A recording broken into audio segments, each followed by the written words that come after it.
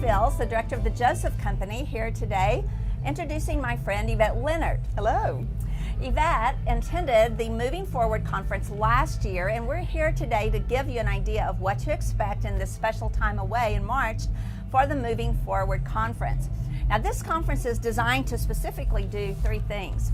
So here's big picture. We'll help you discover your mountain of influence. It will help you develop your mantle of leadership, and it will help you step fully into your mandate in the workplace.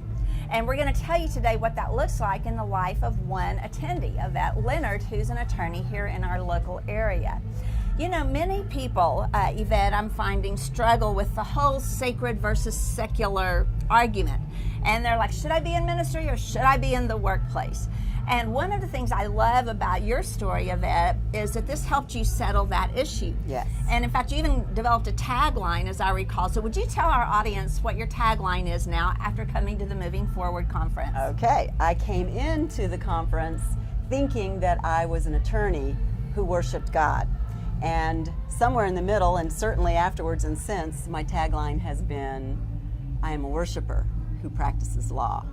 I love that. It makes such sense and such clarity of bringing your identity together. And that's what we find. So many people are struggling with identity issues over this whole sacred versus secular question. So Yvette, I'm going to ask you to unpack that a little bit more. Just tell us a few nuggets about what happened with you in this conference that helped you settle that question and step into your identity fully in the marketplace. Well, the biggest thing I would say is that I was able to see that there's a bigger picture. It's not just me, and we know that. We know it's not just all about me, but truly to include others in, starting with my clients, include them in, that there is a bigger picture even in their own lives, and that our lives connect for a reason. Mm-hmm. So has this changed how you interact with a client or how you interact with people that are on the boards you're in the community? What does that look like? It absolutely has. And whereas before I was sort of a stealth Christian in the professional world, that's okay. And what I've learned is it's not a thing to be ashamed of or a thing to feel guilty about, but to, in a stealth mode, bring those people into that bigger plan. Mm-hmm. Bring those people in. They have a destiny in God too. Yes. Even if they don't know Him. For sure.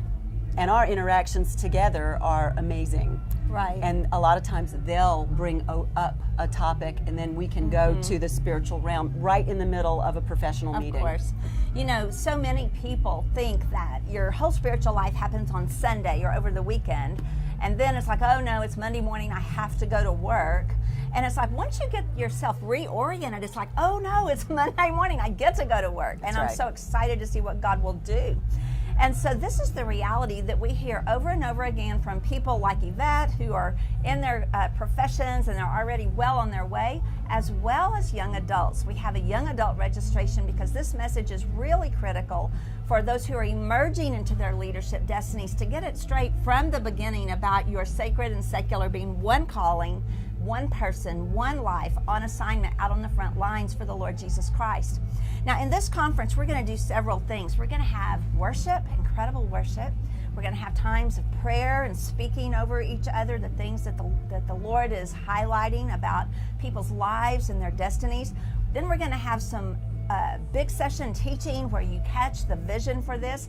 But then we're going to break down into workshops in small groups where you apply it and you get out the flip chart and you work on your own destiny, so that the way you articulate it, you may end up with your own tagline, much like Yvette did, where she reoriented how she was approaching her life.